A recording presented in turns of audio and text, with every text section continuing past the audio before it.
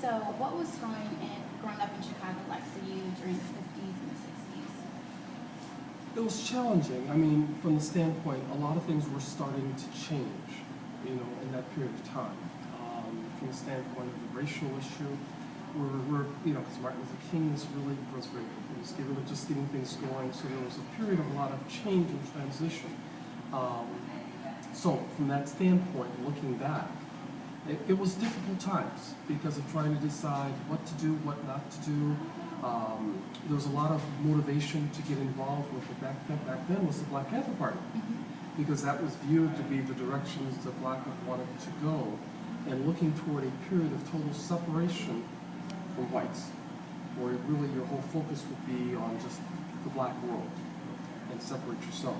So as I started to approach going to college and career and football, it really was a struggle that I had within myself. Am I being really loyal and committed to my race, or do I need to look at a different course that's going to take me down for a job and a career? So I had a struggle trying to decide which approach to take. It was a challenging time. Okay. So how did football become a part of your life? I know you mentioned that. Okay. Sports had always been an important in my life, and I think I started playing football when I was a kid growing up. I just always loved sports. And through high school, our team was #1 in the state my senior year.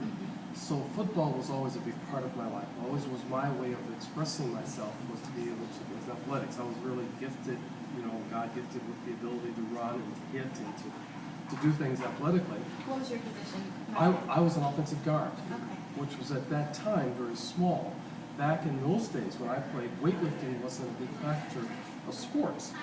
So I never did lift weights. I would imagine how much bigger I would have got if I'd have lifted weights. But I never did lift weights back then. None of the kids I played against were lifting weights. But I was an offensive guard. And in high school, I was an offensive guard and linebacker. Okay, nice. So I understand that you had so many offers from UCLA and U of I and all that. So how did coming to Culver Stockton College, how did that come about? Okay, interesting story. Very interesting story. It turned out that it was almost a blessing in disguise. I had received a number of offers only because of the fact that this high school I went to was Thornton Township High School. We were #1 in the state of Illinois. We were undefeated. I think all the teams we had beat by 30 to 40 points. So all of the players on our team were highly recruited by a lot of the major colleges in the country. And I had traveled to UCLA, I'd gone to Iowa State in Ames, and they had offered me a very attractive program, a full ride, a job, and I think their job that they were going to give me was I was going to count fire plugs on campus. Was my job. So I imagine after I did the first count, as long as I could make sure that all the fire plugs were there every day, I would get paid a salary for that. So it was a very attractive. And I think there also was a car that was offered my sophomore year. So back then they were doing a lot of creative things at Iowa State. And so anyway, I was all set to go to Iowa State. And in January of my senior year, the NCAA came out with a ruling that to get financial aid at an NCAA school, you had to be in the upper half of your graduating class. Now my graduating class in Thornton there was 1,000 in my graduating class. I was 525. So I was 25 people short. Then I forgot what the number was on SAT or the ACTs, but I was 1 or 2 points away from being there on the SAT. Plus I didn't make it on the graduating class. So basically that full ride at Iowa was out the window because I couldn't qualify. I didn't have the grades to qualify. Now, the struggles I had really didn't apply myself in high school. And I just thought I could just make it on football. So I thought that was going to be my life, football. So I never thought the education was that important. And then by the time I realized that in high school, it was too late to make that movement that I needed to make a movement. So I would either have to go on to a junior college, I would have to do something to establish my grades before I could ever come, like to school at Culver, or to any school. And I was very fortunate. There was a guy at that time, a guy named Jesse Vale. And he was a coach for the Joliet Chargers, which is a semi-pro team in the Chicago area. And he had come here to Culver with the idea that he was going to turn this into the Notre Dame on the Mississippi. Up until then, they had years and years of a failing program on football. He was determined he was going to come here and put football on the map here. He was really determined. So he was recruiting in the Chicago area, and he was looking for people like myself that were good football players, but may not have had the academic grades to get into some of the big schools. So he did big-time recruiting in Chicago, which created a whole different scenario here at Colbert, because he recruited probably, I'm going to think back on our freshman football team, and moving forward when he was here, he must have brought at least 10 to 15 blacks here. Now, at that time, maybe only 3 blacks had ever attended Colbert in the history of the school. So it was a radical change for the school, for the community, because they had never seen that many blacks before. But to answer your question, what really brought me here was Jesse Vale. He called me up, and that summer I was struggling to decide what I was going to do. And he said, Jenkins, you ever thought about going to Culver Stockton College? And I said, so where's that? Is that in California? Where is that? Where is that school at? He says, no, it's a small liberal arts school in Canton, Missouri. So I said, well, at that time, that's 4 years, it was a 4-year school. So right there, I was sitting there with nowhere to go because I didn't have the grades. And I was thinking about a junior college, and here somebody was offering me a scholarship to a 4-year school. I said, I don't care where it is, Jesse. I don't care where it's located. I'm in. All right. So that's what really brought me to Colbert. But thinking back, I didn't have the grades, I didn't have the discipline that I really needed, to get into a big school. Where I'd gone to Iowa State, I would have got lost in a big school like that. I came here, struggled my freshman year. And the first thing they did was they brought all the tutors and the help. It was a small school. The professors would say, Jenkins, if you're having a hard time with Karl Marx's economics, come over to the house and we'll sit on the porch and we'll talk about it. And the one advantage is back then, which is probably even true today, when it gets to be about 6 o'clock in the evening, what do? Back in Chicago, there was all kinds of interests things a person could do. Here, the only thing to do was study. I said, where do you guys want? I'm going to the library. There was no student union back then. So the only place you had to go was either go down to the river and go drinking, or go to the library. That was about it. Or go to the truck stop and get a portobello. What is that? It's a breaded pork veal that they would fry, and then they would it'd be on a bun. But that was the thing to do here back then, was to go down to the truck stop and get this pork tenderloin that would be outside the bun, and it was like a breaded pork veal. And that was either to do that, or I guess I'll go to the library. I guess I'll go to the library and study. And it made a difference because of the help they gave me here. And again, smaller school. When you see you get in trouble, you can get the attention. And so that first year, I got a lot of help, a lot of attention, a lot of focus, because they wanted you to be successful. And I don't think I would have got there. So for me, it was kind of a blessing in disguise. Plus, I started football as a freshman. I started as a freshman on the football team, and I got a chance to play 4 years, start 4 years on the football team, and that never occurred in Iowa. So even though I got all those other nice things, I got an education, and I got a chance to play football. So thinking back. I don't know if I answered that question or answered more than that. You did wonderful. Okay. Well, let's go back a little bit. When you, freshman year, when you first got here to Canton from Chicago, straight off the train, what was it like? Because you're from, Chicago's big, and what was that like? Because obviously Canton's very different. So what was that like for you? It was very different from the standpoint that it was a very small town. And I'd never really been to, lived, because just coming out of high school, I've never lived in a small town like this. I lived in Markham, Harvey, Illinois. It was very large. Our high school was over 8,000. Our high school. So you can put some things in perspective to come in here. So it was really different from the standpoint of the town.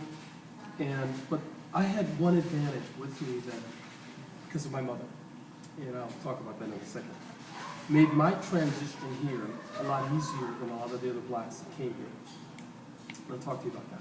But a lot of transitional things were different. For example, the town at that time was very different. And there was a black population here in Canton. But they really looked upon it, and their behavior was that which you would have seen in the South. For example, the restaurants and things downtown, they would eat in a separate, segregated section in the back. And that was their world. So when we came here, we said, we're not going to go back there and eat that, because we didn't do that in Chicago. We're not going to go back there and eat back there in the segregated section. And so we struggled and had, I think we had more issues with the local blacks in town than we did with the whites in town. Because they said, you're not supposed to go there and eat there, you're supposed to eat back here with us. And we said, we don't do that. So it's interesting.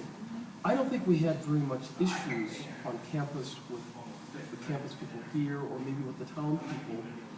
The issues came more with us really coming with a whole different way of life, of how we saw things with the black population here in town at that time, because we were cutting against the grain and said, no, you guys aren't supposed to eat up there. Eat back here with us. We don't do that.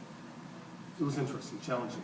We had to learn how to things like getting a haircut was a challenge, because there's no barbers here. And we'd have to go to Quincy. Now, back then, going to Quincy was a major ordeal. You didn't have Highway 61 up here. You had Highway 61 that went through LaGrange and all those little small towns. It was about an hour and a half, hour and 15-minute drive to Quincy. So getting to Quincy was a major challenge to get there, to get a haircut, to do any of those things like that there. But you did have a big downtown. And people, as I remember, by and large, the white populace here in town was pretty much open and pretty much receptive. Another challenge came later on that I sensed with the down people, but basically things were okay. Every now and then you would hear stories that the Klan was coming up here to get some of us. And that gets to be kind of challenging. Now, I don't think we ever saw it. We heard rumors that the Klan was going to come and get us, but that never did happen. So I don't know how much was that just talk or some of the speculation, but there's always that rumor that the Klan was going to come get us. So let's switch gears just a tad bit. Okay. What kind of fun things did you do as a student here on campus? What kind of fun things did I do here on campus as a student? See, again, there was no student union here, so we couldn't go there. I guess the only fun things was I studied, and then I got involved with the fraternity. So the fraternity became a big part of whatever social things I would do here on campus. You know, I never was a guy that drank, so I never was into drinking, so that was never a part of my life. But a lot of kids would go drinking. That was the way they could spend their free time. Watching TV back then probably was just about as popular maybe as today. We didn't have video games back then. I remember watching TV would be some of the times we do. They had a theater downtown, but the only problem with the theater is you would see the movies on TV before they would get to the theater. So the theater was a little bit behind time. The theater wasn't always very popular to be able to see movies and things. But that's what, and then going to Quincy. On the weekends, all the guys would do, we would load up in a car and we would go to Quincy. Now, Quincy, they would have dancing, you could have music, and we'd go to dances in Quincy. And that's where I met my wife at the time. My sophomore year, I got married, which was a whole other challenging issue. But I got married my sophomore year, and I met her in Quincy. And that kind of changed things a little bit, but also led to a very interesting story about Paul. You're so good. I was just about to ask you, how did you meet your wife? Met her at a dance in Quincy, and really an odd thing happened to me. I'll get a little personal here, but I was the only child with my parents. I was raised by my foster parents. Okay, when I was born in the Cook County Hospital in Chicago, a major hospital in Chicago. The day after I was born, my mother left the hospital, left me in the hospital, and she just took off. I was raised in the ward of Cook County Hospital until I was about a year and 9 months old. And then I was very fortunate. I was placed with a foster family. And I was very fortunate because a lot of kids coming out of that situation gets thrown around and moves from family to family. I was very fortunate that I was with a couple that my mother never could have kids. And she was late in years. She probably was in her 40s when she got me. But they never could have kids, and my mother was always wanting to have children. And she was getting late in life, and she thought adopting a child would be the best way. So they brought me to their home, not knowing what I was like, because I was almost 2 years old. And so they said, what we'll do is we'll just bring you in as a foster child, and then we'll see if you're going to be okay. Because you just never know how kids turn out differently. So they took me into